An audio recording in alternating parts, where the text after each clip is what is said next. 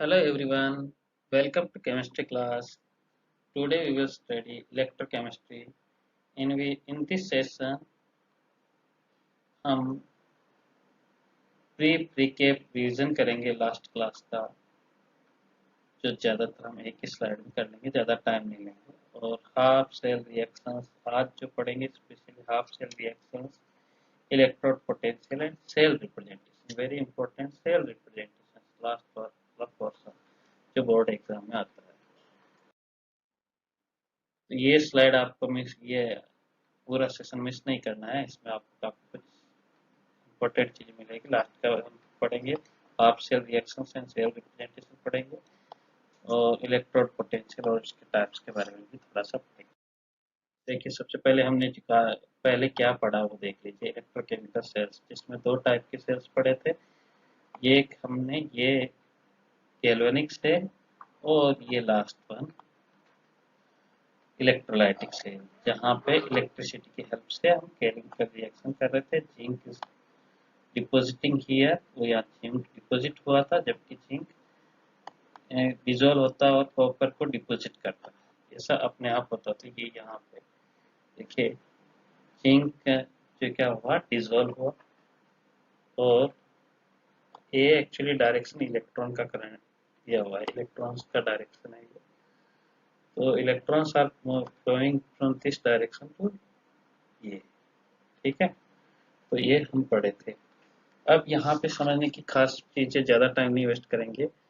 जो इलेक्ट्रोड, ये half cell में दो चीजें हैं, इलेक्ट्रोड है, इलेक्ट्रोलाइट है। ये आपस में कांटेक्ट होना जरूरी है। यहीं पे इलेक्ट्रोड पोटेंशियल जनरेट होता है। उसकी वजह से या तो वो डिजोल्व होता है या डिपोजिट होता है। दोनों में से कोई एक काम होगा, ऑक्सीडेशन या रिडक्शन में से कोई एक काम होगा। क्या कि अपने आप से रिएक्शन होगी तो इलेक्ट्रोकेमिकल सेल, और इलेक्ट्रिसिटी की हेल्प से करेंगे तो इलेक्ट्रोलाइटिक सेल। चलिए, यहाँ जो गैल्वेनिक सेल देख रहे हैं हम, ये गैल्वेनिक सेल्स के बारे में ये फिगर देखिए आराम से। यहाँ पे ये इलेक्ट्रोड्स है, ये अभी हमने डिस्कस कर लिया। ये जो रिएक्शंस हो रही, या तो क्या हो रहा, जिंक अपने आप से, देखिए गैल्वेनिक सेल है, लाइट चल रही है यानी इलेक्ट्रिसिटी जनरेट हो रही। तो जिंक इज डिसॉल्विंग, क्या हो रहा है, zinc is dissolving in solution, while जो कॉपर आयन सॉल्यूशन में है, ये इलेक्ट्रॉन गेन करके ये डिपॉजिट हो रहा है। तो ये जो चेंज हो रहा है, अब ये कौन डिसाइड करता है, कैसे होता है, इस सब के बारे में हम आगे फिर से पढ़ेंगे। थोड़ा सा डिस्कस कर रहा हूँ कि ये रिएक्टिविटी पे बेस्ड है सीधे सीधे से। और ये पोटेंशियल किसका क्या जनरेट होता है, यहाँ कॉन्टेक्ट सरफेस, वो पोटेंशियल डिसाइड करता है। हालांकि हम इस पोटेंशियल को नहीं मेजर कर पाते हैं, इसकी बजाय हम रेफरेंस इलेक्ट्रोड से पोटेंशियल डिफरेंस मेजर करते हैं। तो भी हम जो ये डिफरेंस पोटेंशियल जो जनरेट होता है, ये इलेक्ट्रोड और इलेक्ट्रोलाइट के बीच में जनरेट होता है। तो हम इलेक्ट्रोड पोटेंशियल बोलते हैं। अब यहाँ जो रिएक्शन हो रही है उसको हम अलग से इस तरीके से दिखाया कि इसमें जिंक वाले में क्या हो रहा है, zinc is dissolving in solution bye donating its electron. तो उसको हमने ऐसे लिखा, जिंक ने इलेक्ट्रॉन डोनेट किए दो, और +2 आयंस में कन्वर्ट हो गया। जबकि इस दूसरे वाले हाफ सेल में क्या हो रहा है, ये यहाँ पे थोड़ा बड़ा करके लिखा है, copper +2 ions are getting electron and depositing at electrode. तो यहाँ पे copper +2 ions are getting electron and depositing at electrode. तो ये हम दिखाने की कोशिश की है। अब यही ओवरऑल रिएक्शंस को हम देखें तो कंबाइन करें तो रिएक्टेंट के फॉर्मेट में ये है। ये इलेक्ट्रॉन से इलेक्ट्रॉन कैंसिल आउट हो जाएंगे। Zinc solid, copper +2 ions aqueous, and zinc +2 ions and copper solid. ये रिएक्शन हो रही है। यहाँ पे हम सिंगल रिएक्शन से समझ सकते हैं। तो यहाँ हमारा जो चेंज हो रहा था उसी को हमने यहाँ शो किया। तो इस इलेक्ट्रोकेमिस्ट्री चैप्टर में एक तो डरना नहीं है, आयनिक फॉर्मेट में रिएक्शन लिखी जाएगी, तो बिल्कुल घबराना नहीं है। बिल्कुल सिंपल, क्योंकि हम एक हाफ सेल में जो रिएक्शन हो रही है उसी को लिख रहे हैं। और जो चेंज हो रहा है उसको लिख रहे हैं। सल्फेट आयन पहले भी सल्फेट ही था यहाँ पे, अभी भी सल्फेट, इधर भी सल्फेट के सल्फेट में नो चेंज, इसीलिए हम उसको दिखा भी नहीं रहे। तो यहाँ एक तो घबराने की ये बिल्कुल बात नहीं है। नेक्स्ट आगे देखिए, इलेक्ट्रोकेमिकल शेयर्स पोटेंशियल, अभी हमने आप रिएक्शंस और उससे देख लिया। इलेक्ट्रोड पोटेंशियल्स की बात करनी थी, वही फिगर हमने फिर से लिया। यहाँ जो जनरेट हो रहा है कॉन्टेक्ट सरफेस, हम सीधा सीधा सा एक एग्जांपल देते हैं। आप किसी गर्म या थोड़ा गर्म पानी का मतलब वार्म पानी में अंगुली डाल लगाएंगे, तो जो आपका कॉन्टेक्ट सरफेस है वो एक तरह से पोटेंशियल डिफरेंस की वजह से फील होगा कि आपकी बॉडी का टेम्परेचर अलग है और वहाँ वाटर का अलग है, तो कुछ तो अलग लगेगा। ठीक है, वो जो अलग लगता है वही पोटेंशियल डिफरेंस, यानी कि पावर में डिफरेंस। कभी कभी आप हाथ मिलाते, किसी का हाथ गर्म लगता है, किसी का ठंडा लगता है, तो वो जहाँ पे जंक्शन होता है, कॉन्टेक्ट सरफेस होता है, वहाँ पे इस तरह की चीजें मिलती है, पोटेंशियल डिफरेंस मिलता है। When an electrode is an in contact with, ये कब जनरेट होता है इलेक्ट्रोड पोटेंशियल, कहाँ होता है? When an electrode is in contact with its solution of its ions, ions होने चाहिए इन हाफ शेल, और उसको हम इलेक्ट्रोलाइट कहते हैं। और it has a tendency to loss और गेन इलेक्ट्रॉन, या तो वो इलेक्ट्रॉन लॉस करे या गेन करे। इलेक्ट ये इलेक्ट्रोड है या तो इलेक्ट्रॉन लूज करेगा या गेन करेगा, इन दो के अलावा कोई और ऑप्शन है ही नहीं। तो इस तरह के काम को हम इलेक्ट्रोड पोटेंशियल कहते हैं। इसको एक्सप्रेस किया जाता है वोल्ट में। It is intensive property that is independent of the amount of species in the reaction. ये एक तरह से यूं कहें कि ये दो चीजें हैं, ये थोड़ा अमाउंट हो या ज्यादा हो, ऐसा नहीं कि थोड़ा अमाउंट है तो जो अभी ये डिजोल्व हो रहा था तो डिजोल्व होने की बजाय ये डिपॉजिट होना शुरू कर देगा, ऐसा नहीं। और ज्यादा अमाउंट ले लिया है, जैसे इधर डिपॉजिट हो रहा है, तो का ज्यादा अमाउंट है तो डिपॉजिट हो रहा है, और कम हो गया तो विड्रॉल होना शुरू कर दे, ऐसा नहीं। यानी अमाउंट पे डिपेंड नहीं कर रहा है, ये नेचर पे डिपेंड कर रहा है। ठीक है, तो ये इंटेंसिव प्रॉपर्टी है।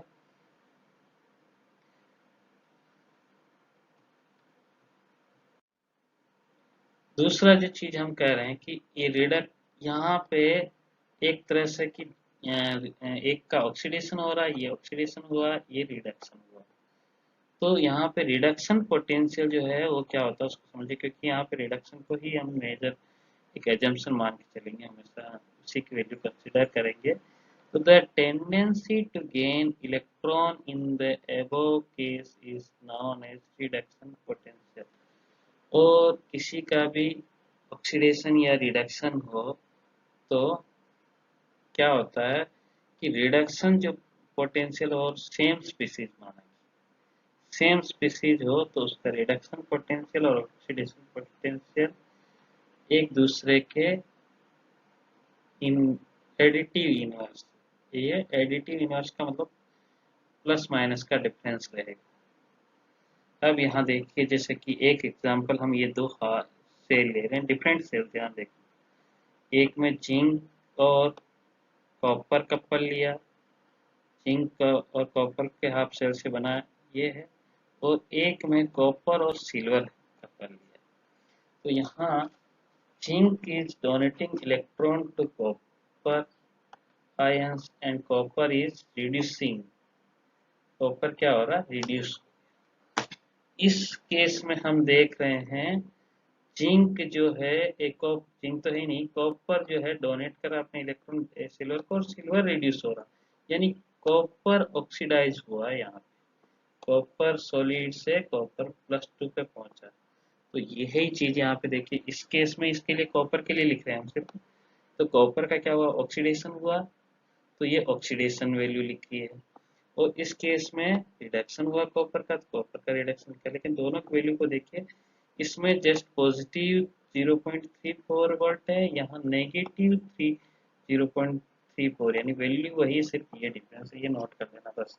तो अब ये प्लस माइनस की डिफरेंस वैल्यू होती है, तो हमें एक IUPAC ने नॉर्म्स बनाया कि हम जो यूज करेंगे इस सेल में तो लोग प्लस वैल्यू यूज करेंगे, इस सेल में माइनस वैल्यू यूज करेंगे। तो एक स्टैंडर्ड फॉर्मूले बना लिए और स्टैंडर्ड फॉर्मूले के साथ हम फिर स्टैंडर्ड वैल्यू यूज करेंगे। तो इसमें हम रिडक्शन पोटेंशियल इसको यूज ना करके हम रिडक्शन पोटेंशियल वाली वैल्यू को यूज करेंगे। ये ध्यान रखना, बस यही खास होती है ना। आगे सेल रिप्रेजेंटेशन देखिए, हाफ सेल एक एग्जांपल लिया है यहाँ पे।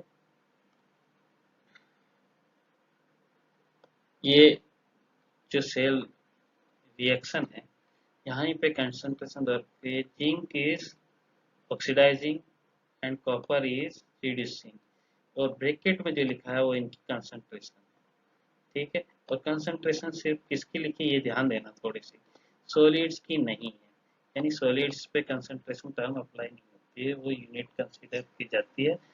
तो यहाँ पे कंसंट्रेशन में दो कंपोनेंट होना जरूरी है ना। तो ये एक्वेस वाली चीजों में कि ये एक्वेस में, तो यहाँ देखिए अब ये वोल्टेक और इलेक्ट्रोकेमिकल सेल में भी रिप्रेजेंटेड लाइक फॉलो। ये हाफ जो शॉर्ट ब्रिज है उसको डबल एरो से इस तरह से करना, और लेफ्ट साइड में एक फॉर्मूला लोन। अब यहाँ इसका मीनिंग समझा देते हैं। लोन का एल मतलब लेफ्ट साइड, ओ मतलब ऑक्सीडेशन, एन मतलब ए मतलब एनोड, एन मतलब नेगेटिव। तो ये लेफ्ट साइड में एनोड को रिप्रेजेंट करेंगे, जिस पर ऑक्सीडेशन, एनोड कौन है, ऑक्सीडेशन, एयर ऑक्सीडेशन जिंक का हो रहा है, तो ये जिंक का। और बिल्कुल घबराने की बात नहीं है, ये बिल्कुल वैसे ही जो आपकी रिएक्शन है उसी को रिप्रेजेंट कर रहे हैं। जिंक सॉलिड था, जिंक सॉलिड से ये एरो हम ऐसे लगाते हैं, उसकी बजाय ये परपेंडिकुलर टाइप का एरो, ठीक है। वो दो इलेक्ट्रॉन नहीं लिखे हैं और केवल आयंस को लिखा है, ये सेपरेटेड बाय इलेक्ट्रोड कहते हैं, कोई इलेक्ट्रोड है, या आप इस एरो को यूं खड़ा कर दीजिए, जिंक सॉलिड से जिंक प्लस 2 आयंस और 1 मोलर कंसंट्रेशन साथ में लिखनी है। अब ये सॉल्ट ब्रिज हो गया, ये कॉपर। अब यहाँ पे भी देखिए किसको पहले लिखना है किसको बाद में, सीधा रिएक्शन पे चले जाइए, जो पहले हैं उसी को पहले लिख दीजिए, कॉपर प्लस 2 आयंस। अब यहाँ पे इसकी कंसंट्रेशन टर्म है तो कंसंट्रेशन लिख दी। ये एरो हम ऐसे लिख रहे थे, इसकी बजाय यहाँ पे परपेंडिकुलर लिख दिया बस। और ये कॉपर सॉलिड स्टेट है, कॉपर सॉलिड स्टेट लिखते हैं। तो इसमें ज़्यादा ऐसा कोई हार्ड नहीं है, बहुत सिंपल है। You are representing the same reaction in different way, ये एक और कुछ नहीं रिप्रेजेंट करने का तरीका सेल को। द सिंगल लाइंस, यहाँ पे ध्यान दे दीजिए, single lines represent phase boundaries, ये फेज बाउंड्रीज को रिप्रेजेंट करती, देखिए ये सॉलिड और ये एक्वियस है, तो इस फेज बाउंड्रीज रिप्रेजेंट, ये एक्वियस है, ये तो सॉलिड है ना, तो इसको डिफरेंट। लेकिन ये आप रिएक्शंस को इस तरह से उल्टा सीधा ना करें, तो आप रिएक्शंस जो है वही यहाँ पे लिख सकते हैं, लेकिन इसका मीनिंग अलग है, वो एरो नहीं है, वो रिप्रेजेंट करता है फेज बाउंड्रीज को, ठीक है, फेज बाउंड्रीज को। और डबल एयरलाइंस जो है वो शॉर्ट ब्रिज को रिप्रेजेंट करती है। स्टैंडर्ड कंडीशंस जो हो 25 डिग्री सेल्सियस, 1 एटमॉस्फेयर प्रेशर, और ये एसटीपी, और इनमें एक थोड़ा सा फर्क है, एक में 1 बार है एक जगह है, एक 1 एटमॉस्फेरिक प्रेशर है, और बाकी ये सॉलिड, ये तो आपके हमेशा यही रहेगी, 1 मोलर एंड 25 डिग्री सेल्सियस, जिसकी वैल्यू 298 केल्विन रहेगी। कुछ एग्जांपल्स देखिए। अब यहाँ पे एक एग्जांपल है, इसके प्रॉब्लम सॉल्व कर लेते हैं। ये represent the cell in which the following reaction takes place, और साथ में कुछ और क्वेश्चन भी दे दिया, लेकिन वो चीज़ हमने अभी पढ़ी नहीं, तो इसको हम अभी नहीं पढ़ेंगे। कह रहा calculate the E cell if cell value equals दे, ठीक है। एक मिनट ज़्यादा फालतू की चीज़ें आ रही है। तो अब देखिए यहाँ जो आप समझ रहे हैं कि इसको रिप्रेजेंट करना है, ये रिएक्शन के फॉर्मेट में दिया है, तो सीधा सीधा सा मैं आंसर दूँ उससे पहले आपका दिमाग एक्टिव हो जाना चाहिए, आपका आंसर दिख जाना चाहिए। तो magnesium solid is converting to magnesium 2 plus ions, means ये तो ऑक्सीडेशन, ऑक्सीडेशन स्टेट में इंक्रीज हुआ ना, जीरो था इसका एलिमेंटल स्टेट, जीरो है, और इसने दो तरीके से पता लगा, ये तो जीरो ऑक्सीडेशन स्टेट से +2 पे गया, तो इंक्रीज इन ऑक्सीडेशन, तो भी ऑक्सीडेशन कर रहे हैं। या आप दूसरे तरीके से पता लगाइए, इसने इलेक्ट्रॉन डोनेट किए, कितने, 2 इलेक्ट्रॉन डोनेट, दो लॉस ऑफ 2 इलेक्ट्रॉन या electron donation is also oxidation. और ये सिल्वर जो है प्लस स्टेट से सॉलिड स्टेट में जा रहा, तो ये रिडक्शन। क्लियर हो गया। अब आपका सीधा सीधा सा इसको रिप्रेजेंट करने का तरीका आ गया, सॉल्ट ब्रिज, और इधर एनोड, ये देखिए लेफ्ट साइड में एनोड होना चाहिए, ये फॉर्मूला आपको याद रखना, एनोड या ऑक्सीडेशन। अब ऑक्सीडेशन जिसका था इसको लिखना, तो इसी को लिखिए सबसे पहले, और फिर इसको एक लाइन खींचिए सेपरेशन की, और एक स्टेट को नोट करिए, और उसके ब्रैकेट में आप ये लिखिए। और इस तरह से आप इधर कैथोड को शो करेंगे। कैथोड में आप सबसे पहले रिएक्टेंट साइड, अब ये 2 लिखने की जरूरत नहीं है वहाँ पे, हाँ ठीक है, Ag प्लस लिखेंगे और Ag सोलेट लिखेंगे। बस यही आंसर रेडी है, आप देख लीजिए। हम इस तरह से शो करेंगे, एनोड और कैथोड अलग अलग से इस तरह से लिखा जाएगा। ये आपका आंसर रेडी है। मैं तो ऐसे समझाने के पर्पज से थोड़ा छुपा के रखा, आपके दिमाग में एक्टिविटी चलनी चाहिए। ठीक है, थैंक यू। हाँ, तो एक और एग्जांपल हम देख लेते हैं इसी पे प्रॉब्लम पे। Depict galvanic cell in which the following reactions are taken. Answer भी जल्दी से आ गया यार। ठीक है, ये आपका एक तरह से मैं बता देता हूँ, 11th में भी था और 12th में भी यही। ठीक है, सिमिलर टाइप के क्वेश्चन जो एग्जाम में आता रहता है, 11th में भी था ऐसी बात। ये एक रिएक्शन है, वही रिएक्शन जो वहाँ थी, और ये कह रहा है कि pitch of the electrode is negatively charge. तो आप बताइए, अकॉर्डिंग टू लॉन फॉर्मूला आपको पता हो जाना चाहिए। मैं नहीं बताना चाहता हूँ, नीचे आंसर दिख रहा है वैसे, आंसर नहीं देखे और बिना आंसर के ही देख के। लॉन के अकॉर्डिंग जिसका ऑक्सीडेशन है वही एनोड होगा। ऑक्सीडेशन किसका हो रहा है, जिंक, तो जिंक आपका, जिंक इलेक्ट्रोड है जो उसकी नेगेटिव है। नेक्स्ट आ रहा है कैरियर्स। कैरियर्स का इसका आंसर थोड़ा क्लियर कर देता हूँ। इलेक्ट्रॉन्स इन मेटेलिक कंडक्टेंस और आयंस इन इलेक्ट्रोलाइटिक कंडक्टेंस, यानी कि लिक्विड के अंदर आयंस है और मेटल्स, मेटल वायर या इलेक्ट्रोड है, वहाँ पे ये इलेक्ट्रॉन। इंडिविजुअल रिएक्शंस आप देखना चाहते तो सीधी सी रिएक्शन है ये, इसको आप ऑक्सीडेशन, तो एनोड वाली रिएक्शन दिख दीजिए, ये एनोड, और बिल्कुल वही लिखना जो रिएक्शन में हो रहा है, इलेक्ट्रॉन एडिशनल ऐड करने, इधर रिएक्टेंट साइड में ऐड करने इलेक्ट्रॉन या प्रोडक्ट साइड, ये थोड़ा सा देखना है। बैलेंसिंग का भी ध्यान रखना, ठीक है। तो ये इस तरह से मार्क्स मिल जाएंगे आपको, ये मार्किंग स्कीम के अकॉर्डिंग देख लीजिए। ठीक है, तो बहुत सिंपल आंसर है।